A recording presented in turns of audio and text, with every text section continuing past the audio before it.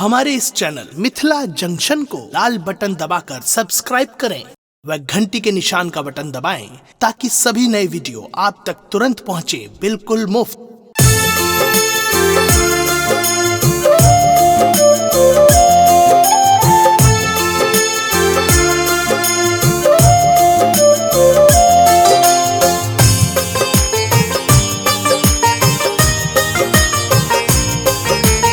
अपने सुंदर जी गंगा कैसे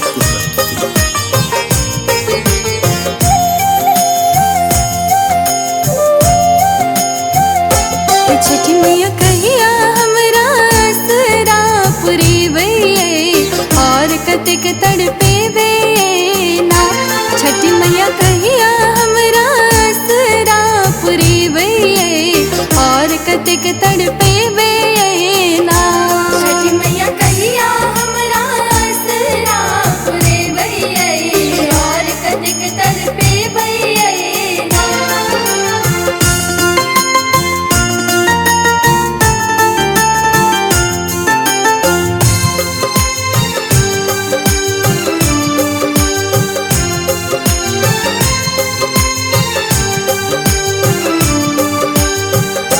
सबका मुँह पर छै मुस्कान हमहू करे छी गुणगान। सबके मुँह पर छै मुस्कान हमहू करे छी गुणगान। हमहू करे छी गुणगान अपना बेटी के माँ सदखन चरण लगे भैया और कतिक तड़पे भैया ना। छठी मैया कहिया हमरा असरा पूरे भैया और कतिक तड़पे भैया ना।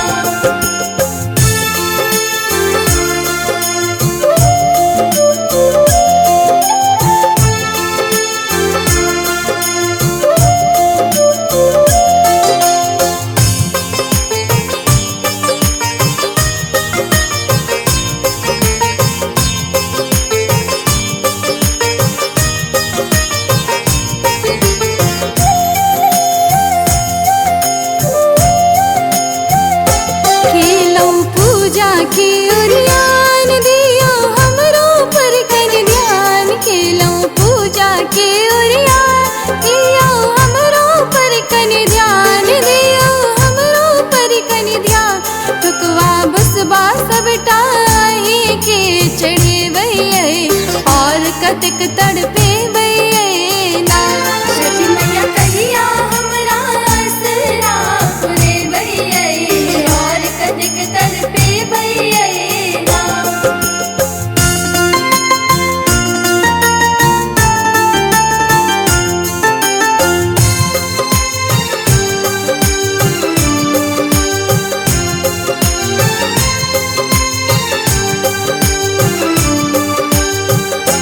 नहीं हम जानी वेद विधान राना मैया दियो हमरो ज्ञान। नहीं हम जानी वेद विधान राना मैया दियो हमरो ज्ञान। कोनिया कुसिया डाली हम सजे भैया और कतिक तड़पे भैया ना। छठी मैया कहिया हमरा असरा पूरे भैया और कतिक तड़पे भैया ना। छठी मैया कहिया हमरा असरा पूरी भैया और कतिक तड़पे बेना। छठी मैया कहिया हमरा असरा पूरी भैया और कतिक तड़पे बेना।